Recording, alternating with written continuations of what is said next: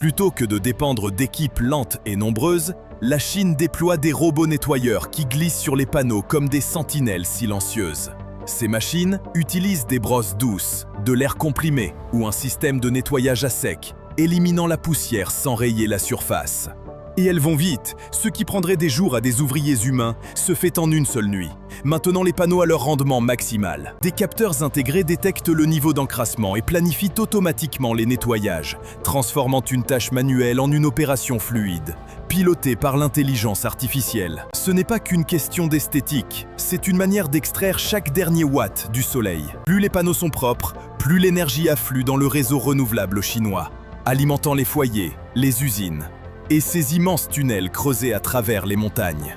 Dans une course mondiale vers l'indépendance énergétique, la Chine prouve que même les plus petits détails peuvent alimenter une révolution. Numéro 14. La production de turboréacteurs. Si les hélicoptères sont les géants du ciel, alors les turboréacteurs en sont le cœur battant. Une puissance brute enveloppée de couches de précision mécanique.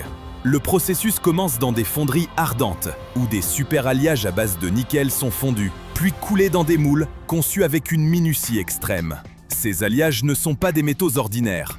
Ils sont conçus pour résister à des températures capables de faire fondre la plupart des matériaux en quelques secondes.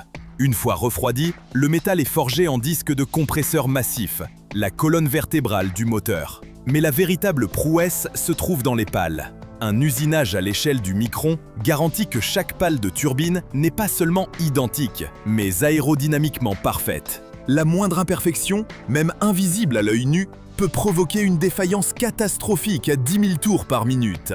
Ces pales doivent supporter des températures dépassant les 1500 degrés Celsius, d'où l'application de revêtements et de traitements thermiques protecteurs, véritables armures contre la chaleur. Vient ensuite la chambre de combustion, une forge de précision où l'air est comprimé, enflammé, puis expulsé à l'arrière, produisant une poussée impressionnante. Une fois assemblé, le moteur passe sur le banc d'essai, où il est poussé à ses limites absolues, rugissant comme un orage contenu. Pendant des années, les États-Unis et quelques fabricants dominaient ce domaine. Mais aujourd'hui, le programme chinois CJ1000A et la croissance rapide de son industrie changent la donne, donnant naissance à des moteurs capables de propulser le pays selon ses propres règles. Ce n'est pas seulement de l'ingénierie, c'est une ambition nationale, forgée dans l'acier et la flamme. Mais pendant que les moteurs soulèvent les avions, les grues, elles, soulèvent des empires. Numéro 15. Windfloat Atlantique et l'éolien en mer. Loin au large de Viana do Castelo, au Portugal, quelque chose d'extraordinaire flotte sur l'Atlantique.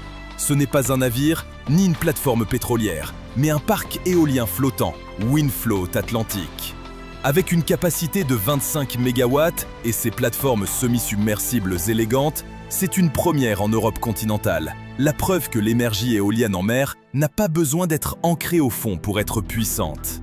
Mais là où cela devient intéressant, c'est que, même si le projet se trouve au Portugal, la Chine, elle, mène la course dans la technologie des éoliennes flottantes. Le long de ses côtes, ces parcs éoliens en mer s'étendent comme un collier d'acier et d'énergie.